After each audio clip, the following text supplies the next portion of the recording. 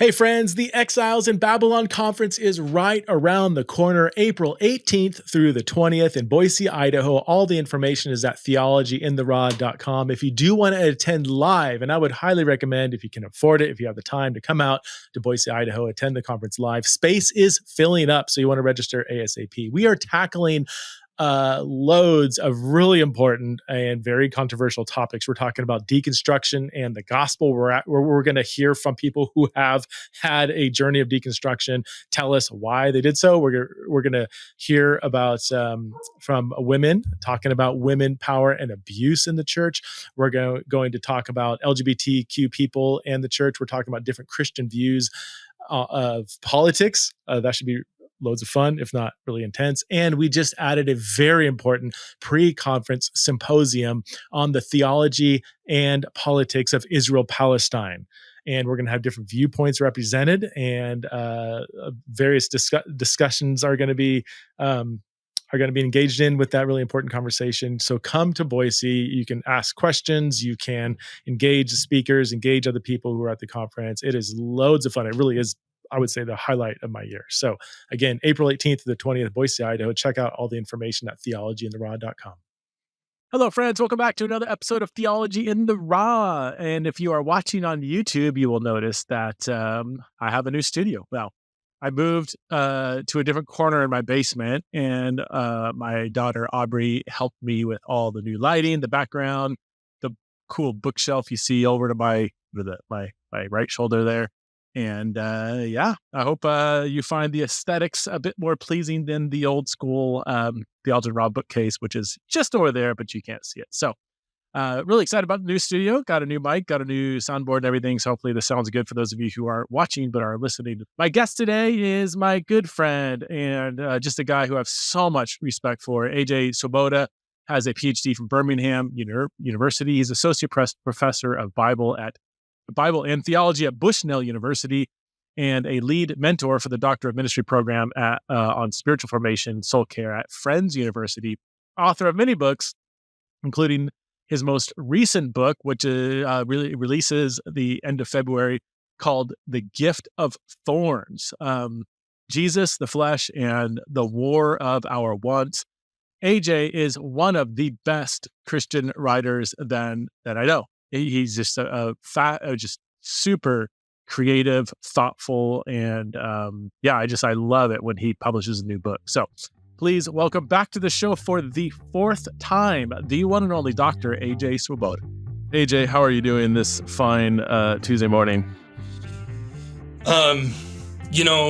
Preston, any day that begins with me coming into my office to have a conversation with my friend Preston Sprinkle in his new studio is a good day. Yeah. The mercies of the Lord are new every day, and that is no less the case today. I'm terrific. It's a joy to see you. It's been all too long. Thank you. I appreciate it, man. Always an honor to talk to you. And this new studio, just for my audience, we're still working with some of the lighting, and AJ said it on his end, it does look like a North Korean concentration camp from his angle. I think this platform does clean itself up a bit, so I'm hoping that it's a little bit brighter and cheerier, and that my face isn't so darn red on the final version. Mm-hmm. So we're working with minimal space here, and so I'm told I'm supposed to have depth behind me, but what you can't see is I'm as far as I can go, and my lighting over here is as far as it can go, and if I get any closer, I'm going to get a suntan burn. We're working with space issues here in the Theology in the Raw basement. But anyway, again. Well, just so you know, you Preston, you have an audience that for years has been praying for your internet connectivity, because there's probably every fourth episode we all get to hear you bemoan the oppressive internet of Boise, Idaho. And I have Starlink. I have Starlink. So Elon apparently is overselling his Yeah, I just found out it's actually the uploads. The download, I'm pushing 80 to 150 to 250 megabytes. Is that what? It's the upload that's still around. It can be 8, 10, which I hear, isn't that good. Anyway, welcome to 2024. You're my first actual. So I record the podcasts that have been coming out in 2024 so far were pre-recorded. I mean, we recorded before back in 2023. Yes. You're my first actual interview in live 2024. What a great way to start 2024. I'm giddy with anticipation. I really don't know how to control these emotions. I have referred to you as one of, if not my favorite Christian writer. What was that? The first one I read? A Glorious Dark. I remember your word. email that you sent to me. Yeah. It was one of those times when I was discouraged reading a book because I was like, I genuinely battled with envy, because I think you and I both, when we read books written by Christians, they might be good content, might be great content, might be decent writing, but then you go and read like a professional writer and you're like, oh, but there's a difference. I mean, most people know how to read and write, right? Most people. But that's worlds apart from being a writer. It's like people know how to speak, but doesn't mean you can get on stage and give a speech, right? So you're one of the few people I know that is a Christian and a writer, but is an actual, like if you lost your faith, you could make a living, I think. Wow. Right. You're a writer. You're the content is awesome. I love how at the end of each chapter, I don't know if you do this in your new books, I haven't read it yet. You'll chum some ideas and thoughts, and then in the most creative way, like the last paragraph of each chapter, somehow you'll return to a thought that you kind of chummed early on or something. Is that intentional, or I think you did that in, I'm pretty sure, Glorious Darkness and the Dusty Ones. I can't remember if that's just a style you always do, or if you'd played with that in just previous books, or. Yeah, first of all, your words are beyond flattering, and I it's odd that it's weird. I'm just noticing in my own body how uncomfortable I feel hearing you describe my writing this way, because largely I'm actually very hard on myself. I'm very I often do not believe in myself or the gifts that God has given to me, and so I feel a sense of almost what do they call it? That concept where you feel like you're you don't live up to the thing that you what's that word that they use regarding people who become professors or doctors, that they for a while they experience like they feel fraudulent, or they feel, I'm not saying that's you, but I'm trying to no that's exactly right. Like so I feel I'm honored, but at the same time, I'm struck at how awkward that feels. Yeah. As a reader, I love when I read a book where the author has gone out of their way to structure their work in a way in which I leave a chapter feeling as though they not only have set me up for what is coming, but simultaneously have done the work of showing me that they had reasons for bringing up the stuff that they brought up. It's a weird thing on a sitcom or a TV show. You have to end an episode, with some sort of thing that invites the reader, the watcher, into the next episode. So I just learned that, frankly, from watching West Wing. I mean, at the end of the day, pretty much everything I know is because of West Wing. So, that makes sense. Okay. Yeah. Yeah. Thanks for offering those. But that, again, not to keep harping on how awesome but you pay attention to other expressions of art and culture, and you either intentionally or just intuitively integrate that into your writing. But that's That's what a writer does. Yeah. I mean, Einstein's famous line of there's nobody that's brilliant. They're just good at hiding their sources. And in a sense, I've just been able to learn from other people that are really, really great. And that's what it's so funny. You describing how you don't receive, how you're your own self-critic, and felt, again, the word that we were exploring, not my word, but what you were harping at was fraudulent. I felt like a fraud during my entire PhD program. I was like literally looking around thinking, like, when are they going to find out that I don't belong? Yes. Yep. I wouldn't. Yes. I go to seminars and I just like sit there like sweating, like, when are they going to check my papers? And like realize my application was like mixed up with somebody else or something. And then they call you doctor, and you have to look behind you to see who's. Yeah, it's called. It escaped me. It's called imposter syndrome. We all experience that. We all experience it on some level with the gifts that God has given to us. Yes. Yeah. Thank you, Preston, for your words. Yeah. Let's dive into your book, The Gift of Thorns. I love the subtitle, Jesus, the Flesh, and the War of Our Wants. So even that subtitle, it's like so beautiful and brilliant and provocative. Give us a snapshot, and then let's just maybe see if there's a rabbit hole you want to dive down into. Yep. Every book I've ever written, and this may be the case for you, any project I've ever undertaken is rooted in the soil of something from my life that has needed to be fleshed out. One of my favorite parts about writing is that it's a way to it's a way to take quiet space and obscurity to think about something before you talk about something. And for me, it actually, the origin story for this book goes back to an epiphany I had when my wife, I hate my birthday. Really? Yeah, I don't have many things in my life that I hate.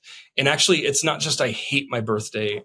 When I turn my new age, the week after my birthday, it is predictable. It is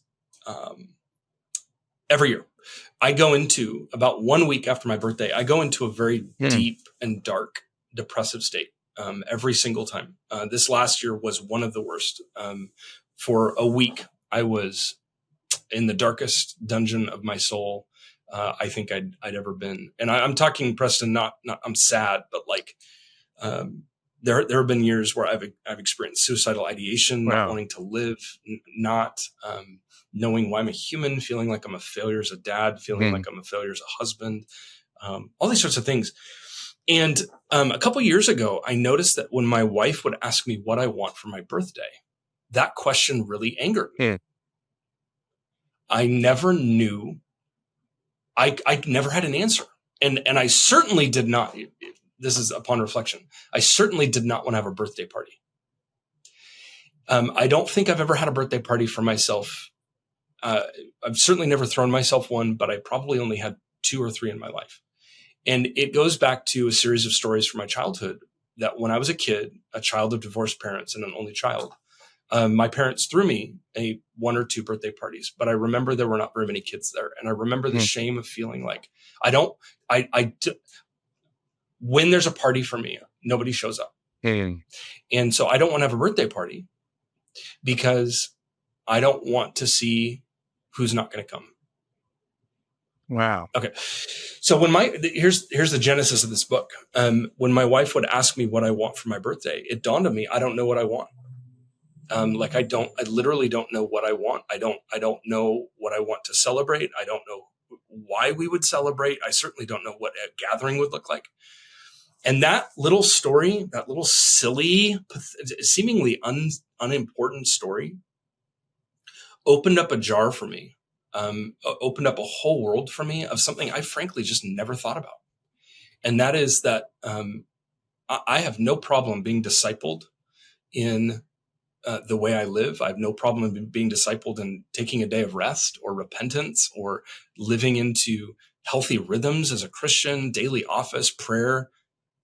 I had never once invited the healing work of Christ and the Holy Spirit to enter into the cavernous realm of my desires. I can control the way I live and what I do, but the desires have remained unchanged. And it opened up a whole world for me. And basically the big idea is this. Our desires and our wants and our longings are perhaps the most important thing Jesus desires to disciple in our life. And it is simultaneously one of the most vexing and painful places to invite Jesus to enter into. Because for many of us, we feel as though our desires have no hope. And the things that we want and the things that we want that we don't want. We've struggled with things for years and struggled with unwanted desires. And we've struggled with temptations that have just never gone away. And we get to a point where we just kind of buy this idea that the work of Christ counts for everything but what I want. This journey for me of writing The Gift of Thorns was a journey of inviting the power of Jesus into my desires. And it was a wild journey. This was the most painful book I've ever written. Yeah. And it's simultaneously the most scary book I've ever released, because I know the minute you start talking about desires, you start talking about things that really matter for people. Okay. And so in a way, that's the genesis of the story. Can you give the whole book is about how are we formed in our desires? How are we formed in our wants? How are we formed in our longings? So can you give us some examples when you say, well, I guess those are good 3 words, desires, wants, longings. Because as you're talking, my mind kept going to like desire for food or comfort or, these, but it sounds like you're going far beyond that, but does it include that sort of thing? Like when I heard Gift of Thorns, it made me think of like, I need to do more like ice baths, or intermittent fasting, I'm supportive of ice baths, but my book says little about the topic. Okay. Let me give you an example. Let me give you an example of the kind of thing that I'm talking about.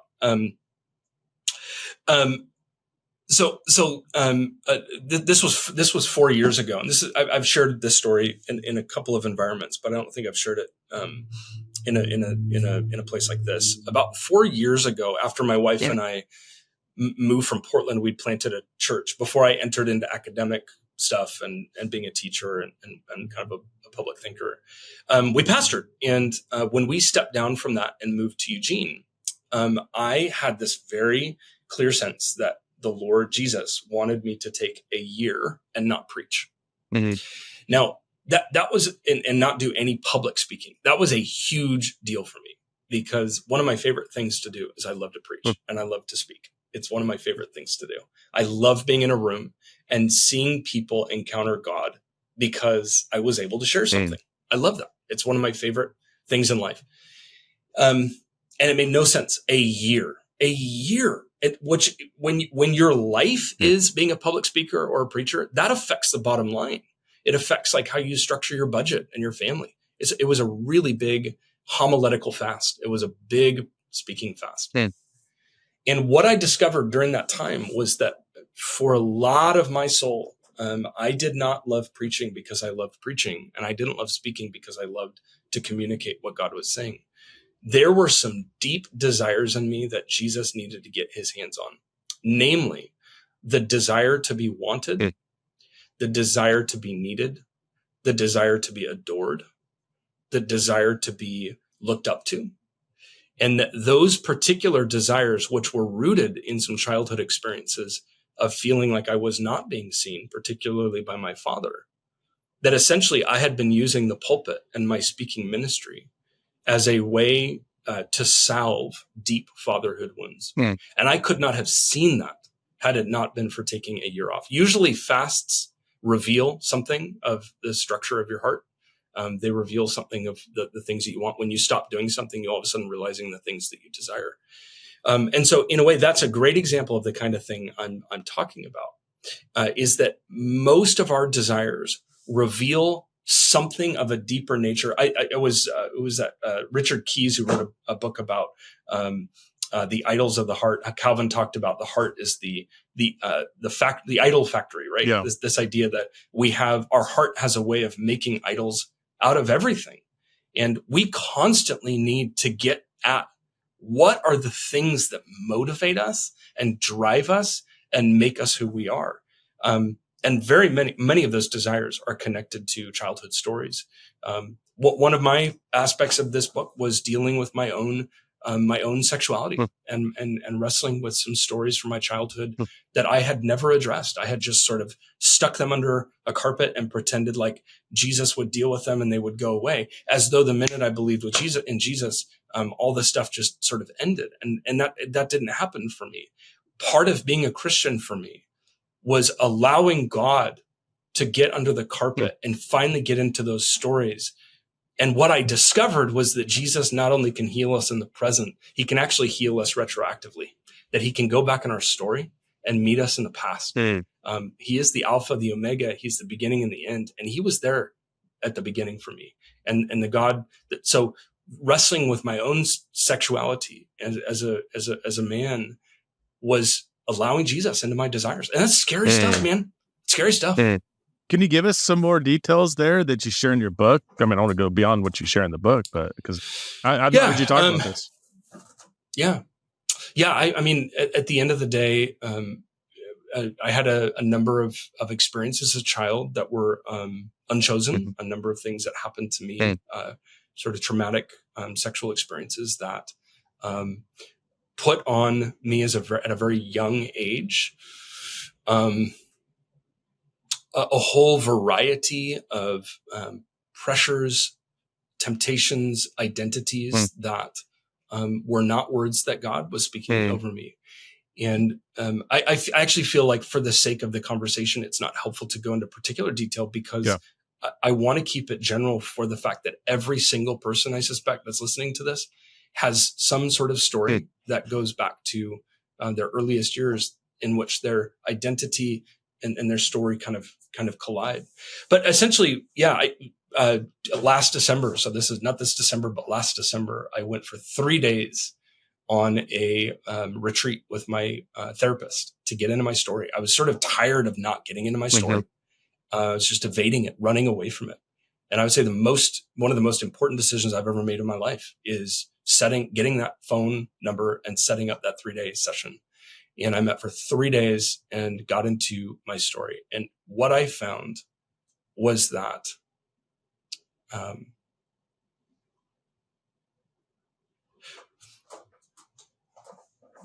you remember when Jesus says, let the children come to me? We always assume that means like literal physical children. And I think that's part of it.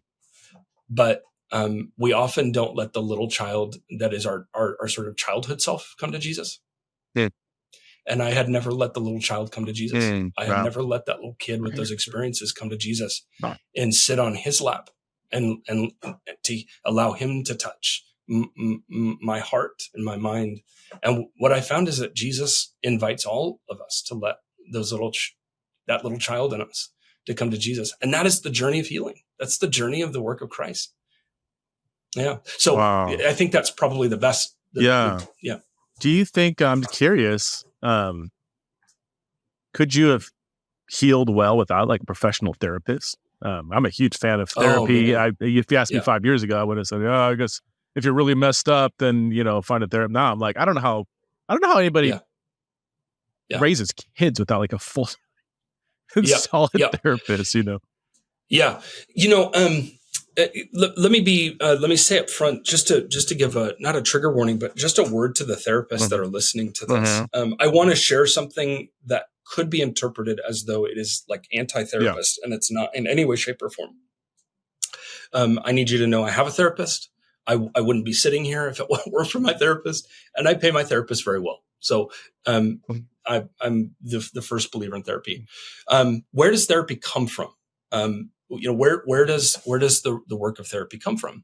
There's actually been a number of people who have written about this idea, and most histories of therapy and counseling actually kind of show that the work of the need for therapy arose directly as a response to the Protestant Reformation. And because when the Protestant Reformation took over, when Luther, and the Reformation took over, there was one aspect of Catholic practice that was vehemently rejected. Although Luther did not, he still believed it needed to be continued, but it didn't. And that is the practice of confession, of going to a priest and naming your sin. And of course, when the Protestants stopped doing this, essentially what happened is it left a void. Oh, wow. There was no longer a place to go and name your sins to somebody who could offer you some sort of absolution or something like that. I'm just saying that's what I believe confession should be. Yeah. But when you go read 1 John 1, where John says, if you confess your sin, he's faithful and just to purify you from all righteousness. That is confession to God, right? When we confess to God, we are forgiven. There's another kind of confession in James, in which James says, when you confess your sins to one another, you will be healed. And he does not say you'll be forgiven. He says you'll be healed. James 5, yeah. James 5. So here's what's happened is most Protestants, we do 1 John 1:9. We experience forgiveness, but we don't do James 5. And so we don't experience healing. And so we are forgiven, but not healed. I think I think that ultimately, in many respects, the therapist world has had to pick up the slack, because in many Christian communities, there is no way to name your sin and find healing in those stories. It makes me think, first of all, I probably gained a few Catholic followers for that little tidbit. So thank you for that, AJ. Yeah. It makes me think something I've often said. A lot of people have said this, that, seminaries, this is going to sound too harsh, but you're a seminary professor. So I think you'll agree, that seminaries exist because the church isn't doing what it, I don't want to, should be doing, could be doing. Like if theological, it's had to make up. It's had to make up for something. Yeah. Yep. I mean, in a sense, this we could even add podcasts, or even I run a nonprofit, and it's like I would love to be out of work where not a single church is calling us because they're already resourcing their congregation on how to, helping parents love their LGBTQ kids and helping leaders understand theology of sexuality. I mean, like in a sense, I would love to work to not get another phone call because churches are just doing it, but like, I don't even say that in a bad way. Like a lot of nonprofits, Christian organizations that aren't specifically local churches. Is it a terrible world we live in that they exist because they're filling voids that the church isn't doing? Or I don't. So it's not even really like a negative statement. It's just kind of an acknowledgement. In no way, shape, or that could come across as a negative statement about the church. And I simultaneously don't want it to come across as a negative statement about therapists, because, there have been some folks who have called the sort of therapist world the secular priests of society, that they have had to make up for the priestly role that somebody had. But when you look at the healing power of confession, when you look at, for example, John Wesley's ministry, why did the Methodist movement in its earlier years expand and grow as fast as it did? Because he would go into cities and he would start communities where you would gather and confess your sins to one another. Wow. And it exploded. I think if a church, if a community could find a way to create confessional communities right now, and Kurt Thompson right now, that's what his whole thing is around, developing confessional communities. If we develop confessional communities, the healing that comes from that. So you asked me about therapy. I have learned in my later years, I'm 42. I feel like I'm starting to do my swan dive into my midlife crisis. I am just now beginning to recognize the power of having a safe community of small people whom I can tell everything to, and that they know that the nooks and crannies of my deepest desires, and even the power of naming those desires is part of the healing process. If I can simply name it and bring it into the light, so much of its power is deflated. Unfortunately, what happens when we don't have a place to name our desires, we find a place for those desires to find their outlet. And often we find them on the internet or in social media, which for some people is the only place where they can actually tap into the kinds of things that they're wrestling with. But man, the power. So the answer is, good night. Our therapist is so important to us. But more importantly than that is we all were made by God to need a community to confess. I just had John Mark Comer on the podcast. It's weird because I recorded it back in like November. It released. It will have released before this conversation is released, so the chronologies are so whacked. Anyway, listeners will have probably heard that, but he said a lot of the same stuff that he's highly prioritized having a small group of people where he's incredible. I mean, he was talking about like opening up his like bank account where I think he even said that his small group of committed disciplers. They share their finances with each other. Like they don't. If he makes a purchase more than $1,000, he won't do it unless he gets approval from other people that have access to his. And I was struggling with that a little bit. Maybe I'm more of an introvert, or maybe I don't have that kind of type of community around me here. So part of it was like, that'd be so awesome, but that'd be super scary. Like, would I be willing to do that? But his response was, I'm so scared of getting complacent, or however he worded it. Like I know myself that if I don't have this, I will drift away. Like I won't live the radical Christian life that I know is where joy is found, where prosperity is found, where true living is found, and I know objectively that this is the best way to do it. Is it hard? Oh, heck yeah, it's hard. Does it hurt? Absolutely, but like, so I'm read. I'm hearing you say the kind of same thing, emphasizing confession as a big component of that. Yeah. Can I actually go to what is, I think, an equally important part of this conversation around desire, around the fact that we live in this kind of new moment, as you're keenly aware. We live in this new moment where we are given freedom to pretty much do whatever we desire, as long as it doesn't break the law. So what's that Richard Rorty line where he says, he's that postmodern philosopher who says, in the postmodern world, truth is whatever your colleagues let you get away with. That's pretty much where we're at, is we're at this place where it's okay as long as the laws and the rules say it's okay, which is actually a very terrifying society because we're one amendment away from very dangerous stuff. I mean, whatever. All that to say, there's this little chapter, this little tiny chapter in a book that Dallas Willard wrote. It's obscure. I actually have never heard anybody quote this chapter before. I'm sure other people have, but it's this obscure chapter called Nietzsche versus Jesus Christ. That Dallas Willard wrote in a place. How is a chapter with that title not quoted? Isn't that great? Oh my goodness, great! Such a great chapter. And in the book, he outlines basically what Nietzsche accomplished, Friedrich Nietzsche accomplished, and what has come as a result of the revolutions that came about. And the basic idea is this: is that through a series of major philosophical turns and shifts in the 1800s and 1900s, we have arrived at this place where we no longer live.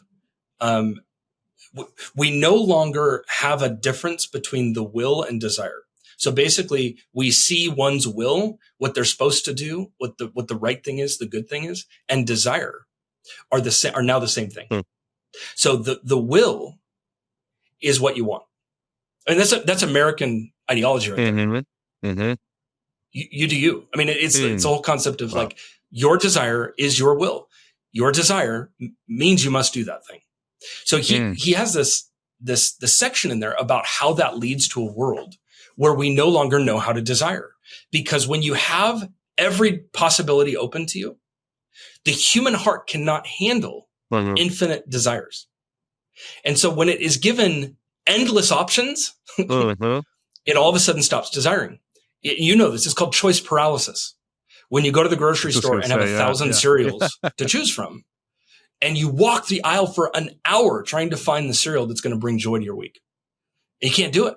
I mean, I have students in my classroom that experience this all the time, cannot make a single decision because every decision is a possibility. That when everything is possible, it leads to paralysis. And what he says is, Willard says in Jesus Christ, Nietzsche versus Jesus Christ, is that we live in a secular world where because all desires are now permittable, we now no longer have the capacity to desire because we don't know what to desire. So I'm going to read this to you. This is brilliant. Let me just read this to you. This is direct from his article, Nietzsche versus Jesus Christ. He says, this is the new prison. This is how the prison works. Someone says, what shall I do? And we reply, well, do what you want. And the honest person says, well, I don't know what I want. And Willard says, what do you want? What do you really want? Can you see how this Nietzsche perspective on freedom traps us? Because now we don't know what we want. And in this structure, because as living beings, we have to act, desire as a reasonable human capacity defaults into impulse. Curiously enough, we wind up in a world where we desire to desire. We live in a Viagra society. It is a society that is seeking to desire to desire. And addiction in its many forms is an attempt to escape the loneliness that is enforced by a will uprooted from a world of truth and reality. Golly, wow. Okay, a Viagra society. When was that written? Yeah, it was. This was written in Yeah, I want to say 1999. It's one of his kind of. It's in an edited volume that he wrote. But that phrase, a Viagra society, we're a society that is seeking to arouse arousal because we don't know how to desire. How do we solve that? And how does loving Jesus and knowing God actually arouse godly desire? That Christians should be the most desirous people in the world. Desire, of course, in the New Testament has a pretty interesting storyline. The same word for desire, epithumia, can be very, very, very negative. It can be lust, lusting for things that are not good. But it can simultaneously be the same word for longing. When Paul says, I long to come and be with you. When Jesus says, I long to go celebrate Passover. The same word epithumia, lust, can be the same word as desire, as longing. And so Jesus wants to lead us take that desire that God created us to have and nurture it in such a way that we don't need to live with a spiritual Viagra, right? We get to lean into the desires of God. This episode is sponsored by BibLingo. BibLingo is an incredibly effective and efficient way to actually learn the biblical languages of Greek and Hebrew. Okay, so as many of you guys know, I'm a huge advocate for learning the biblical languages, and not just for pastors or like theology professors, but for any Christian who is interested in diving deeper into the meaning of the scriptures. It is incredibly helpful to know Greek and Hebrew. I also understand, however, that few people have the time and money to go to seminary or get a Bible college degree and, take all the classes you need to take in order to learn biblical Greek and biblical Hebrew. This is why I'm so excited to introduce to you BibLingo. BibLingo uses modern methods of learning languages that make learning intuitive and fun. Some people, like me, are intimidated at the very idea of learning a language, especially an ancient language like Greek or Hebrew. But with BibLingo's research-backed approach, learning biblical Greek and Hebrew is not only achievable, but it's actually fun. BibLingo has helped people from all walks of life dive deeper into the Bible through its original languages. All you need is 15 minutes per day. 15 minutes per day.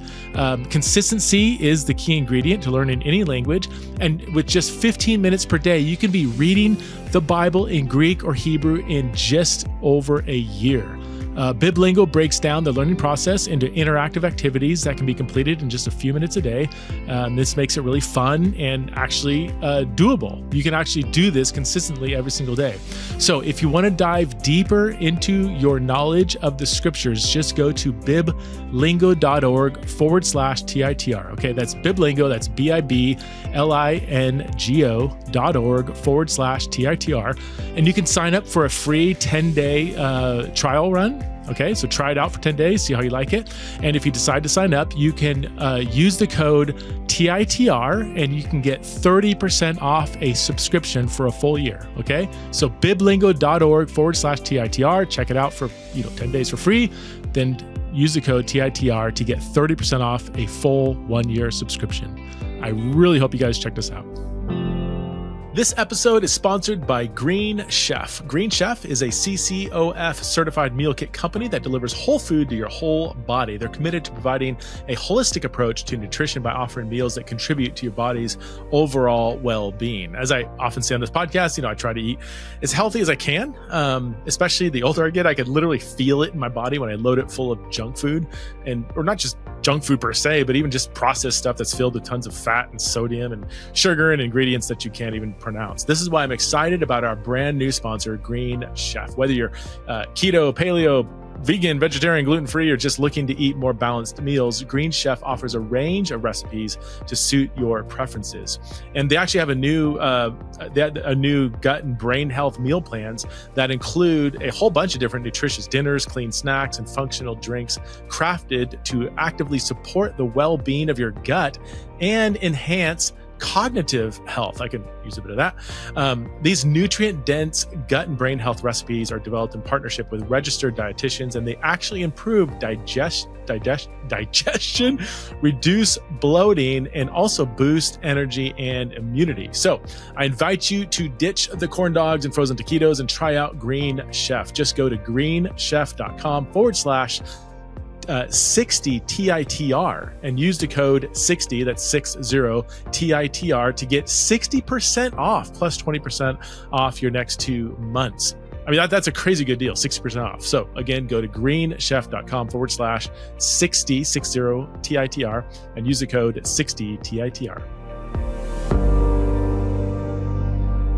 I experienced this on 2 levels, and this might even be periphery to some of the points you're getting at. But I mean, the kind of physical and the intellectual. Let me tease these out a little bit. I'd love to hear your thoughts. The physical is just how most people living in America that are lower middle class and above just have access. Like you said, a grocery store, like a refrigerator bursting with food, a cupboard with cans. I mean, it's just like, that's just humanly unheard of in the history of the world. Where you're just, if you're not just, you can satisfy the second you feel a hunger pain instantly, but with a wide range of options. Like that's just crazy. I've been trying to integrate intermittent fasting, so going 16 hours without eating. So like right now I'm on hour 12 or something. And the next 4 hours, I'm hurting. Like I've gone 12 hours without eating, and I'm drinking my coffee black right now. And I like cream in my coffee, and I'm just like, and it's like, I'm so weak. Yes. That what was just the normal way humans live. They would go a day, I don't know, hunter-gatherer days, whatever, they go hunt their meal and, have one meal every couple of days. I don't know, whatever, however that worked. But like, just doing something so depriving yourself of such, not even depriving, just delaying it just by a couple hours, but like the satisfaction you get when you do that, food tastes better, drink tastes better, just, that kind of delayed gratification. Or I have been doing ice baths, which I don't know anybody that hates cold water more than I do. It is 4 minutes of absolute hell. I'm going to confess, I've got a playlist that has Metallica, Limp Bizkit, and a few other kind of punk rock, and I just sit there and I headbang for 4 minutes in the ice bath. I won't tell you what comes out of my mouth when I'm sitting, but that's wise. That's wise. Yeah, let's keep that quiet. I'm going to lose some followers, may gain some followers. But then the reward you get, like they say it's hard to feel depressed after an ice bath because you're just flooded with all these endorphins. Like I did it. It's like you come out and you feel like you can conquer the world. It's crazy. All that to say, I think it's just super mundane, just a little bit of delayed gratification, a little bit of resisting comfort, a little bit of embracing the thorns, just like almost like an artificial thorn of like an ice, but like it informs us that God has designed humanity to live a more pleasurable life when it's not just indulging in every pleasure sensor that is satisfying every kind of longing for some kind of pleasure. So that's the kind of artificial. I'll be quicker. That's the next one. For me, what I've been struggling with recently, you asked me offline how I'm doing. This is a minor part of some struggle in my life, but it's still real as a consumer of information. I just feel overwhelmed with all the books and pieces of information I feel like I have to consume. Yes. 2 podcasts a week. I feel like I need to be an expert in that field. I've been doing, as many people know, a ton of reading and listening on the Israel-Palestine conflict. I'm diving into women in ministry stuff and how many books are on there. And then you get a flood of pushbacks. You need to read this, you need to read that, you need to read this article, you miss it. I just feel like this overwhelming, almost debilitating sense of there's so much information out there that I feel like I need to consume and want to consume, and I just feel depleted sometimes. My book list is just like growing with all these different topics, and it's like I'll start to read this, and I need to read this, and another book in the mail, and they did that. And I just get defeated. Do you feel like that you're a consumer of it? All the time. It is what I'm experiencing, especially that the first part, I think it's kind of self-evident. Like, our physical desires, we need to discipline those. This information world we live in that's exacerbated with the internet and social media and everything. And I'm just wrestling with that. I do wrestle. Yeah, Yep. would love to hear your thoughts on that. Two responses, and thank you for your own. How healing it must be to be in this confessing community today, Preston, to have a space outside of your cold bath to be able to speak what's going on in your life. We're with you. The two immediate things come to mind. A really important dynamic to the conversation about desire is revisiting some of the core ideas that St. Augustine had in the 4th century around what he called ordering of loves, the ordering of desire. And that is learning that this is the lifelong journey of learning to love the right things the most and the least things the less. And so when I look at my book list, here's a struggle I have, is that I give the same amount of weight because of that book list.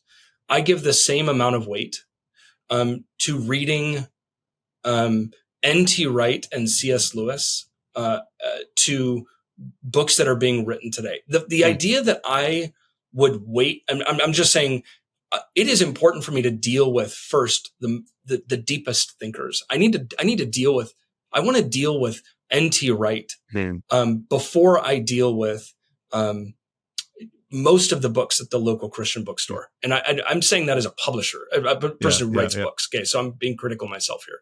The ordering of love says you cannot do everything. Mm-hmm. And actually the myth of getting to do everything is the heart of the deception of the serpent to the woman in the Garden of Eden, who was told, you can eat from every tree but one. There were boundaries. And the serpent says, no, you should have more. The heart of the deception of the man and the woman in the garden was the deception of universal, unbound, unrestrained, everything is yours. And the minute we believe we can do everything, we can have everything, it kills us. It is actually critical that we learn restraint of desire to say, I don't get everything and I shouldn't have everything. And it's a gift to be limited and finite. So example of this, my exercise pattern probably is a little lighter than yours. I walk. That's when I listen to my podcasts and pray and whatnot. And when I walk in my neighborhood, there are these houses in which the neighbors always keep their garage door up. Mm-hmm. And I will tell you right now, the greatest point of envy in my life of anything I struggle with, more than I struggle with other writers or other thinkers, is garage envy. Because everybody else's garage is totally upkept, perfect, ordered. And I come back to my house and I'm like, I so resonate with this. I see it all and I come back. Where does that come from? Garage envy. I don't know where this comes from. And then all of a sudden I come home and I've got an awesome 12-year-old son at home who wants to play ping pong with me. And I'm in a season of life where I can't make my garage do what I want it to do.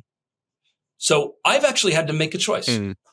Do I want a son who experiences love, or do I want a sanctified garage? That's good. Yeah. And actually a point of discipleship for me is to recognize, embrace the broken garage and play ping pong. Wow. Yeah. I cannot do it all. Yeah. I struggle with the exact same. I mean, when you start opening up these doors of your life, you realize that this battle is everywhere, right? Yep. You brought up as well the physical stuff, which you talked about. Hey, you can get a pizza at any moment. When you go back to Genesis 1 and 2, there is a very distinct difference in the garden story. There's a very distinct difference between how God creates the animals and how God creates the humans. Now, as you have, I've heard people say this. The man was created first before the woman. So the man is more important. And if you're going to follow that logic, you better be ready to say that the jellyfish is more important than the man because they were made before the humans were. So don't follow that kind of uncritical kind of thinking. That's not accurate at all. But when you look at the way God created the humans and God created the animals, there's one distinct difference between the two. Because when God created the animals, he created them synchronously. At the same time, he created them in pairs at the same exact time. And yet when you look at the humans, God did not create the humans synchronously. He created them asynchronously. He created the man first and then the woman. And the differences in the animals, they're created at the same time. Humans are created at different times. There was a thinker, Hans Urs von Balthasar, who wrote a book called Man in History, who has a paragraph where he makes the case that that is one of the core distinctions of the Imago Dei, is that human beings are the one animal or the one creature God has made that both has desire. And by the way, desire, animals have desire. Mm-hmm. If you've never seen a dog eat, you don't know what desire is. Humans are the only creatures God has made who simultaneously have the power for desire and the call to desire and the call to wait. And that the capacity for waiting for something is a unique human attribute, that we were made to wait. Why is Jesus so long in coming back? We are waiting. What is God doing in the waiting? He is making us. Matthew 28 ends with Jesus saying, go into the whole world and preach. And the next chapter, Acts 1, Jesus says, wait. Apparently, part of the mission of God is waiting. And we've lived in a world that has exported all waiting, and it has created a world of complete dissatisfaction, because when you no longer have to wait, you no longer find joy in the things that you receive. That's so good. That's so good, man. And waiting, it seems theologically, is always intertwined with faith, right? Waiting cultivates. Waiting and faith, patience and faith kind of go hand in hand, like they interact with each other. I would imagine you feel probably a similar way. I feel, again, the intellectual side of me, I feel this very strongly, especially as a writer of books. What happens when you get an idea, you drop a proposal, you submit it to usually 2 or 3 publishers. You might get a couple offers, you pick one, and then they say, okay, we need this thing by next year, August 1st, whatever. And that deadline is usually a lot sooner.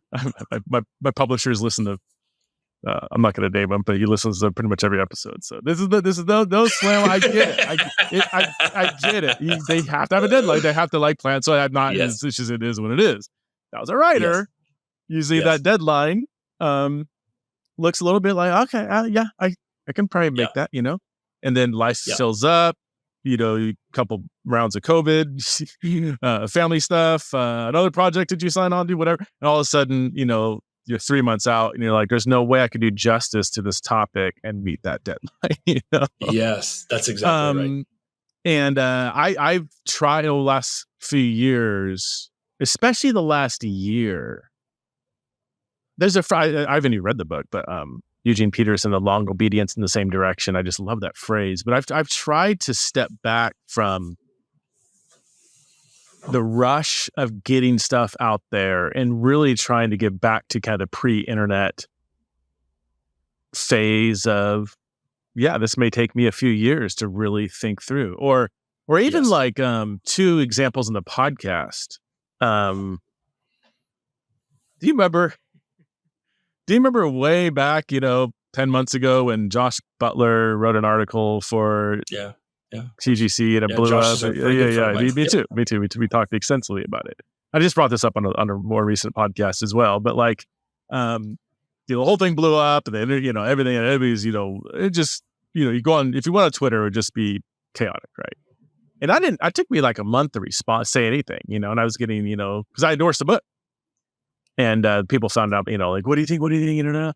I'm like, I don't know. I'm thinking through it right now. I'm really thinking through it. I'm going back. I'm reading the article. I'm talking to Josh, and not everybody has access to Josh, but thinking through it, talking to other people, listening. So slowly forming kind of my response. And when I say slow, it was like a month. That's like nothing, Yes. But I remember standing back and saying, to wait a month to really think through and how to respond to something that's just not even that's short. But the fact that I didn't respond within a couple hours or a day, people were like, what's going on? Where are you at on this? And by the time I responded, I think people moved on to the next thing, whatever.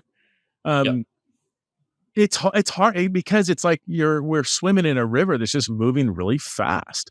and to try to grab onto a rock and say, hold on, I'm going to slow down here a little bit and really try to navigate this. Yes. It's so counterintuitive in the world we're living in, but I feel like it's so needed. It's so healthy for my soul. I get asked in my women ministry, so where are you at? Didn't you get away for a couple of months and figure out? I'm like, yeah, I'm still thinking through the word kephale and what that means, and it might be another year till I, like, how long did it take the lexicographers to know what this word means? I mean, yeah. Anyway, I'm all that to say, I'm trying to be more vigilant at being a more patient thinker, researcher, writer, and it's so incredibly hard. It's just you go against the whole intellectual evangelical stream that we're living in. I would love to hear. Yeah. The system rewards fast responses, and so I will never forget that hilarious story of when Bono reached out to Eugene Peterson to meet, and Peterson didn't know who Bono was. He just had no clue whatsoever. And it wasn't a ploy. He actually didn't know who the guy was. He was ignorant. You've had a guest on who talked about that story. When I heard that, there was something prophetic about that ignorance. There was something prophetic in our culture around that ignorance that I gravitate towards in my soul, that I don't have, that I want, that I'm so wildly. There's another interview that Peterson does where he's asked about, he was asked, I think Rick McKinley, my friend, was interviewing him, and somebody was interviewing Peterson, and he was asked, why don't you do these other things over here? Why don't you speak more? And he goes, well, because I got to deal. I'm reading Jeremiah, and they go, yeah, but you got these opportunities. He goes, yeah, but it's Jeremiah. I've got to.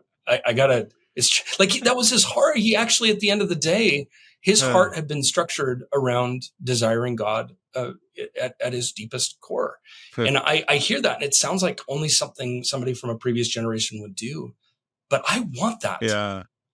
I want that holy ignorance of the ways of the world to such a degree that, my friend, I never want to come into a podcast to plug a podcast. My friend Nijay Gupta and I have a podcast called Slow Theology. Yeah. And the whole premise of the podcast is that our theological reflection should be the thing that we take the slowest to do. Yes. That we do a meditative approach towards theology.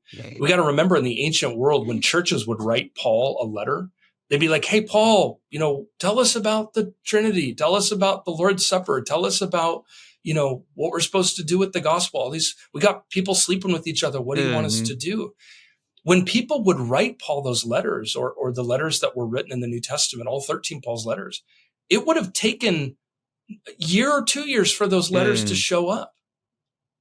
And what that means is, in a world of immediacy where we can find theological clarity immediately, we no longer have to do the work of prayer. Oh, wow. Yeah. They would have had to pray for 2 years. And I'm pro podcast, but that is one of the downsides to podcast, is it creates immediate reflection where we no longer have to take hard things and go deep with them for a long period of time, because we can find immediate answers immediately. Yeah. And in many respects, the podcast world is a blessing, but it can also be very dangerous. It's a little bit of both. I think about this all the time.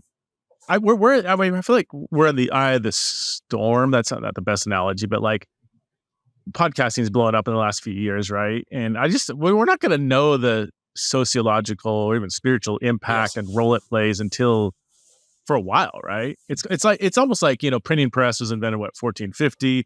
It's almost like we're living in like 1455. Like, what impact did literacy rates have on history of human civilization? They didn't really know what the lasting impact of 1455. If I hope I got those dates right. I know it's a ballpark, but I've had a few conversations with fellow podcasters. Like, what is it? I've been thinking more specifically, what is an ecclesiology of podcasting? What role does podcasting play in the role of the rhythm of the church? Because right now, I feel like largely it's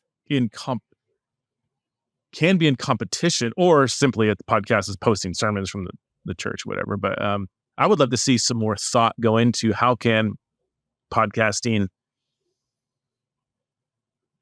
be more ecclesiologically helpful and beneficial. And I don't know what that, what that looks like. One of the interesting things that I've noticed about, and I have a theory about it. One of the interesting things I've noticed about the difference between how Protestants and Catholics responded to COVID is that after COVID sort of began to settle down, Protestants really struggled, evangelicals in particular, really struggled to get people back to church.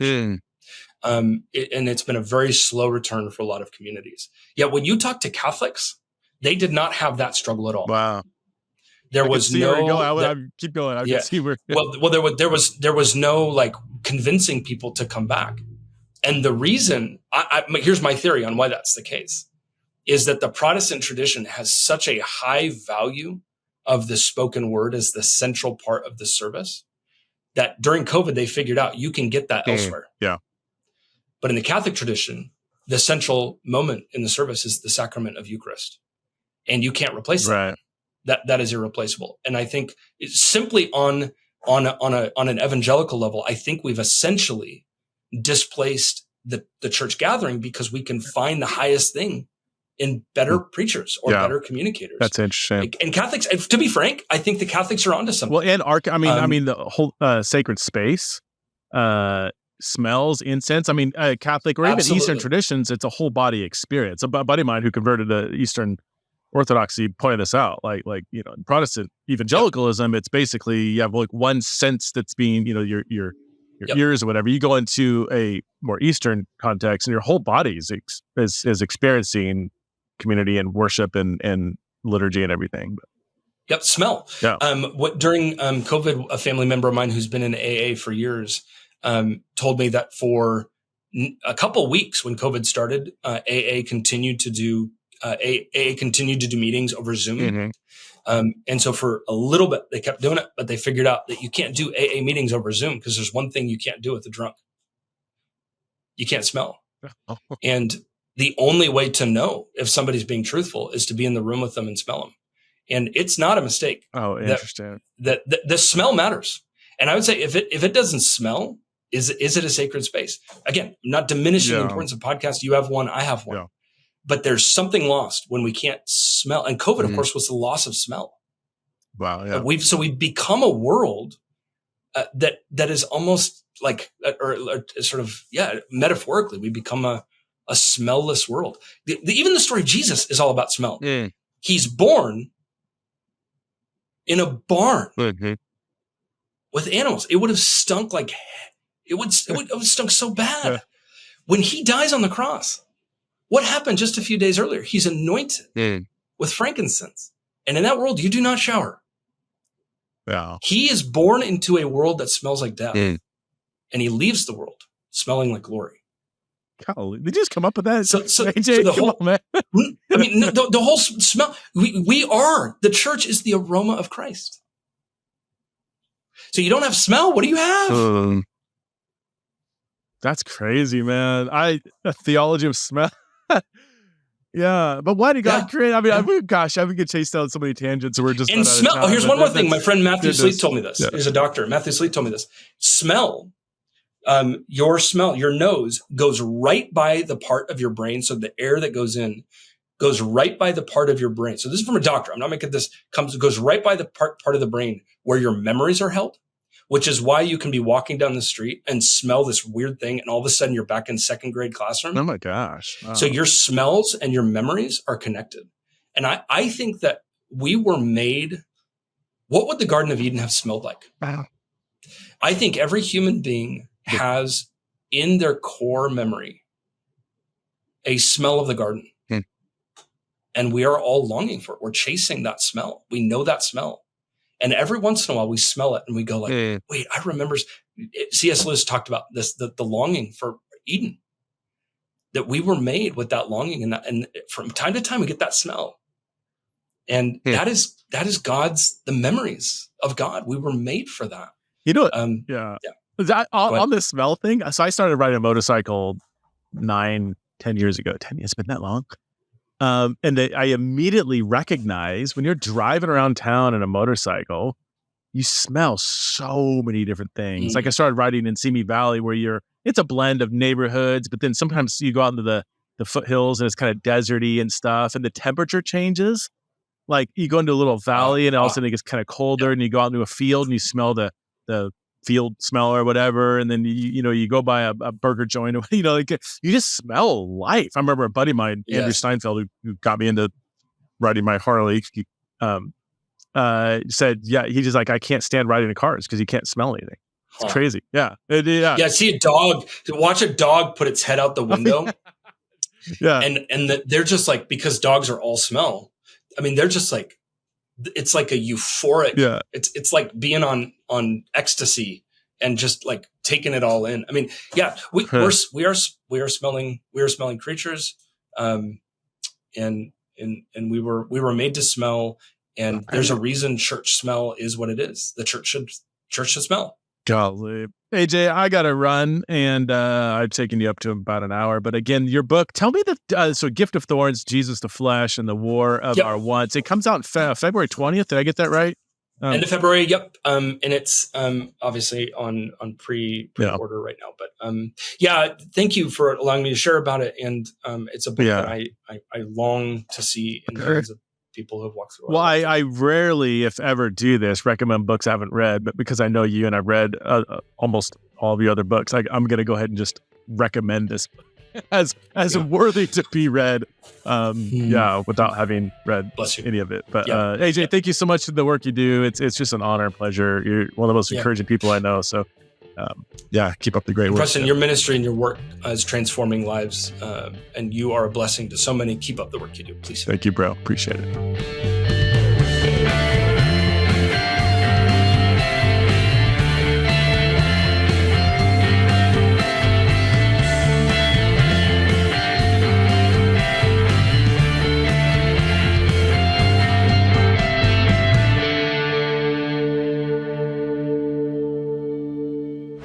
This show is part of the Converge Podcast Network.